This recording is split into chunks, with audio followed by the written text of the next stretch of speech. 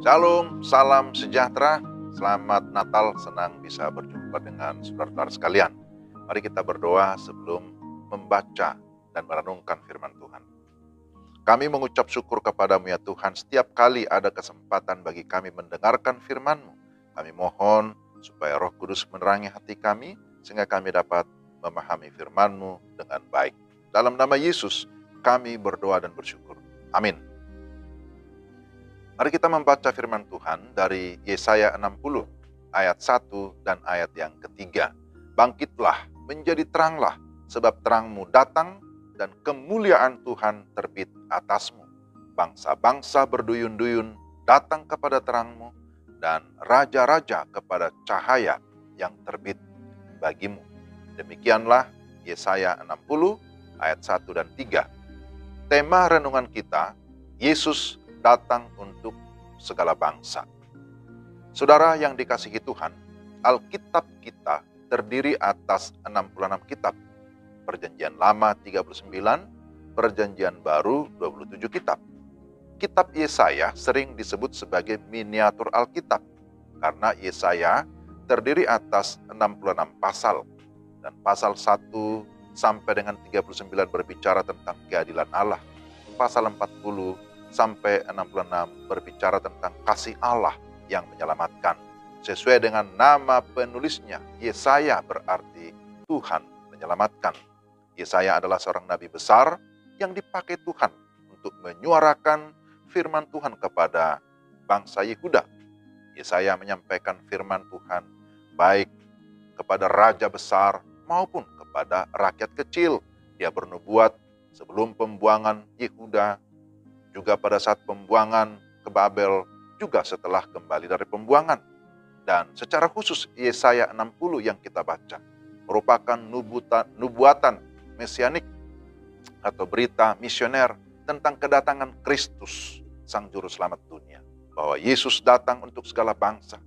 Nubuatan kedatangan Yesus bukan hanya disampaikan oleh Yesaya, tetapi juga oleh nabi-nabi lain seperti Yeremia, Yehezkiel, Mika, Yoel, dan yang lain sebagainya.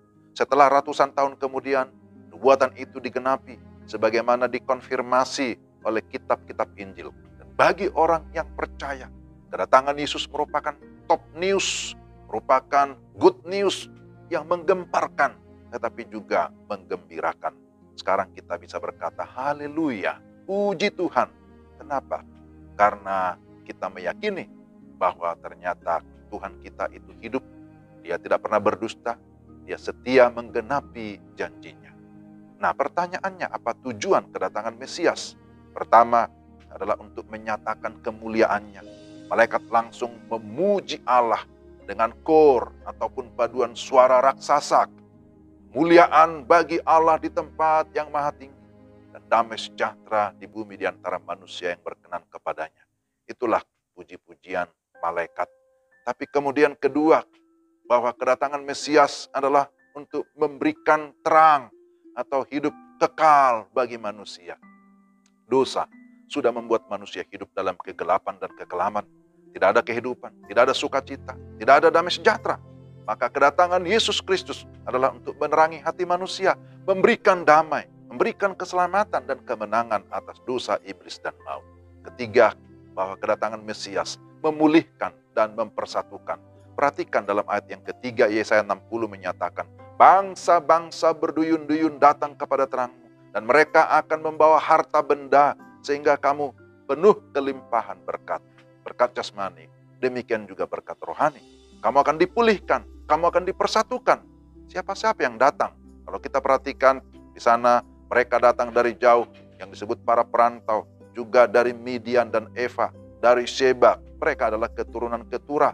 Mereka tinggal di tanah timur. Juga orang Kedar disebutkan. Dan Nebayot yang merupakan keturunan Ismail. Yang tinggal di sebelah timur Mesir ke arah Asyur. Semuanya akan datang menyembah kepada Allah Israel. Inilah berita yang menggembirakan. Inilah great news, luar biasa. Bahwa orang-orang yang tanda petik membenci Tuhan, membenci kekristenan, akhirnya akan tunduk kepada Kristus. Saudara percaya ini? Maka untuk tujuan penyelamatan itu, Tuhan Yesus melibatkan kita, gerejanya, melibatkan kita anak-anaknya, kita yang sudah diselamatkan, kita harus menjadi alat keselamatan, diberkati untuk menjadi berkat. Tuhan meminta respons kita. Dia sudah datang dan sudah lahir di hati kita. Sekarang kita tinggal menunggu kedatangannya kembali sesuai janjinya. Tapi ingatlah, oh Yesus datang untuk segala bangsa dan dia memberikan amanat agung juga untuk segala bangsa. Jadikanlah semua bangsa muridku. Dan apa yang akan kita lakukan? Kembali ke ayat 1. Di sana disebutkan, bangkitlah dan menjadi teranglah. Jadilah saksi Kristus.